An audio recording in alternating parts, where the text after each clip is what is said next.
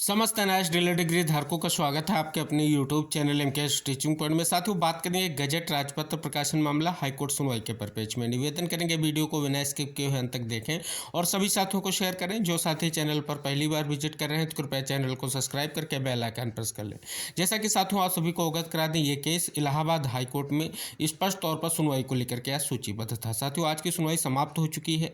Court से update आ चुकी है कि आज की सुनवाई में क्या स्थितियां रही हैं। साथियों जैसा कि आप सभी को अवगत करा दें, लंच से पहले और लंच के बाद की अगर स्थितियों पर साथियों बात करें तो केस आपका टेकअप नहीं हो पाया है। कारण क्या हो सकता है स्पष्ट नहीं हुआ है, लेकिन आपका केस टेकअप नहीं हुआ है क्योंकि आपकी सुनवाई जो है जस्टिस सलील कुमार राय सर की बेंच में कोर्ट नंबर 10 और सीरियल नंबर 90 पर सूचीबद्ध था। फिलहाल साथियों कोर्ट से यही अपडेट है, दूसरी बार सुनवाई को लेकर के केस सूचीबद्ध हुआ, लेकिन साथियों केस टेकअप नहीं हो सका है। और आप सभी देख रहे हैं कि सुप्रीम कोर्ट में जो आज क्लेरिफिकेशन की सुनवाई हुई है उससे स्पष्ट हो गया है कहीं ना कहीं अब आपको प्रयास करने की ज़रूरत है। हालांकि साथियों वहाँ पर देख सकते हैं स्पष्ट तौर पर जिन डॉक्यूमेंट को कोर्ट के सामने प्रेजेंट करने के लेकर के स्थिति स्पष्ट की गई थी, आज वो कोर्ट के सामने प्रेजेंट नहीं किए गए। इससे कोर्ट में आप देख सकते हैं जस्टिस हिमा कोहली मैम काफ़ी जो है नाराज़ दिखी और उन्होंने कड़ी फटकार जो है लगाई है और स्पष्ट तौर पर जो है केस को डिसमिस कर दिया है।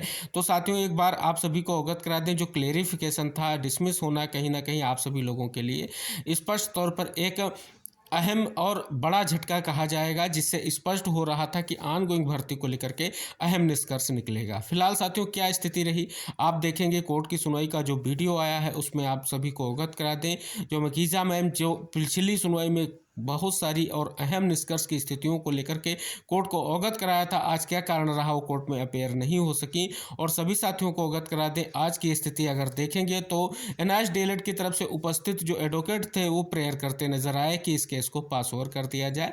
फिलहाल साथियों जो है सारा गुस्सा देखने को मिला, कारण यही था जिस चीज़ को लेकर के आज की सुनवाई सूचीबद्ध थी, आखिर वो कोर्ट के सामने तथ्य क्यों नहीं रखे गए, ये सबसे बड़ी बात निकल कर आ रही है। दूसरी तरफ हमने आपको अवगत भी कराया कि हाई कोर्ट में मामला जो है क्यों स्पष्ट तौर पर वापस भेजा गया है। आप सभी को स्पष्ट कर दें कि वहां पर अभी भी जो केस है रिट कोर्ट में चल रहा है, यानी सिंगल बेंच में चल रहा है और उसका अभी भी आर्डर रिजर्व नहीं हुआ है। तो कई सारे तथ्य हैं जिन पर जो है आपका क्लेरिफिकेशन जो है रद्द हुआ है। अब सभी साथियों से निवेदन है कि इस सुनवाई को लेकर के आप सभी प्रयास करें, क्योंकि साथियों यहाँ पर देख रहे हैं दूसरी बार केस सूचीबद्ध हुआ था और पहले भी इसी बेंच में हुआ था, आज भी इसी बेंच में था, लेकिन साथियों कारण यही रहा कि आपके केसों की संख्या की अधिकता थी और आपकी सुनवाई नहीं हो सकी है। अगर बात करें तो सीरियल नंबर 28 तक की ही सुनवाई जो है कोर्ट में हो सकी है और उसके बाद के किसी भी केस की सुनवाई नहीं हुई है।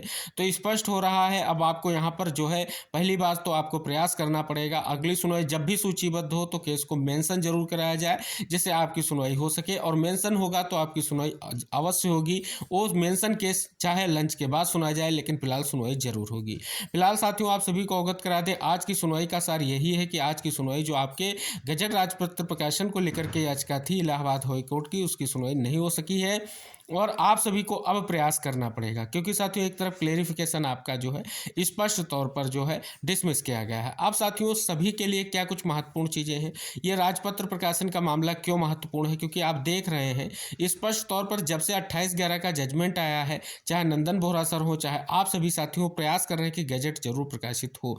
और गजट प्रकाशन का मामला बहुत ही महत्वपूर्ण है, क्योंकि अगर ये प्रकाशित हो जाता है और आप सभी लोगों के लिए एक अहम निष्कर्ष निकल कर आ जाएगा कि आखिर स्थितियां क्या हैं। फिलहाल आप देख रहे हैं कि सदन में भी इस चीज़ को लेकर के जब उठाया गया मुद्दा तो उसमें स्पष्ट तौर पर सुप्रीम कोर्ट के आदेश का हवाला दिया गया है। तो अब चारों तरफ से कहीं ना कहीं एनआईएस डीएलएड को आज कुछ हताशा ही हाथ लगी है, क्योंकि दोनों सुनवाइयों से आज स्पष्ट रूप से कुछ महत्वपूर्ण चीज़ें निकल कर नहीं आई। एक तो याचिका डिसमिस हो गई और दूसरी की सुनवाई नहीं हो सकी है। अभी आप सभी को पता है गजट प्रकाशन को लेकर के नंदन बोहरा सर की याचिका दिल्ली जो है हाई कोर्ट में है, लेकिन अभी सुनवाई को लेकर के स्थिति स्पष्ट नहीं है।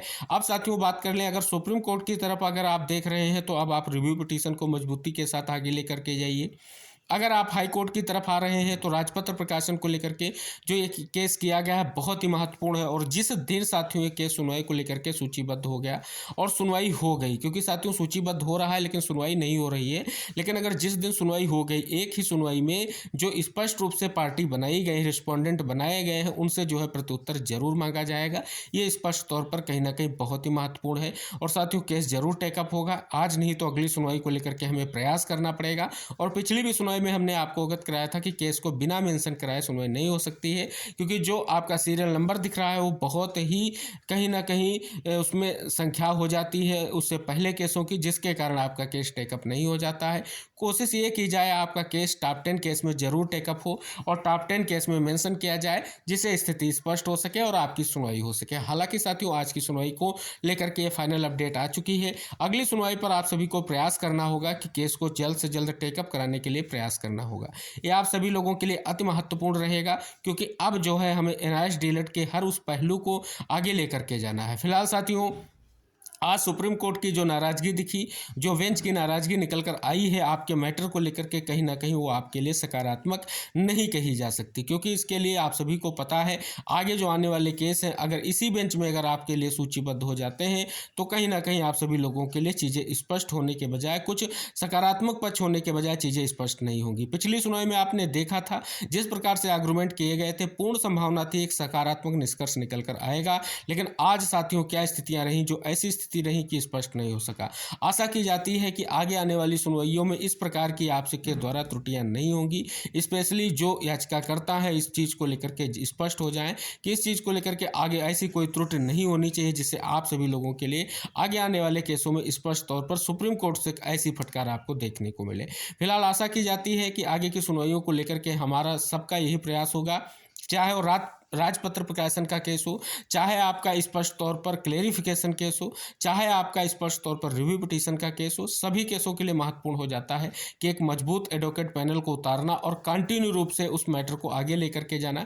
पिछली सुनवाई में जिस प्रकार से स्पष्ट तौर पर कहीं ना कहीं सुनवाई हुई थी, आर्गूमेंट एनआईएस डीएलएड की तरफ से किए गए थे, लग रहा था कि एक बड़ा निष्कर्ष निकल कर आएगा। फिलहाल साथियों, याचिका डिसमिस हो चुकी है, स्पष्ट हो गया है। अब आगे की स्थितियां क्या रहेंगी ये कहीं ना कहीं बहुत ही महत्वपूर्ण है और उन सभी पर आपको एक बार फिर से गौर करते हुए कहीं ना कहीं स्थिति स्पष्ट करनी है। फिलहाल साथियों, ये राजपत्र प्रकाशन गजट मामले की इलाहाबाद हाईकोर्ट सुनवाई की आज की फाइनल अपडेट है।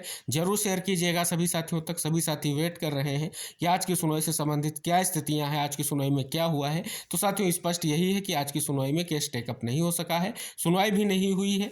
अगर आगे की जो भी स्थितियां होंगी, जैसी डेट्स क्लियर होगी आपकी अगली सुनवाई की, हम आपको वीडियो के माध्यम से अवगत करा देंगे। फिलहाल वीडियो से जुड़िएगा और सभी साथियों तक जरूर शेयर कीजिएगा, और जो साथी चैनल पर नए हैं तो कृपया चैनल को सब्सक्राइब करके बेल आइकन जरूर प्रेस कर लें। मिलते हैं नेक्स्ट अपडेट के साथ, तब तक के लिए टेक केयर, बाय बाय साथियों।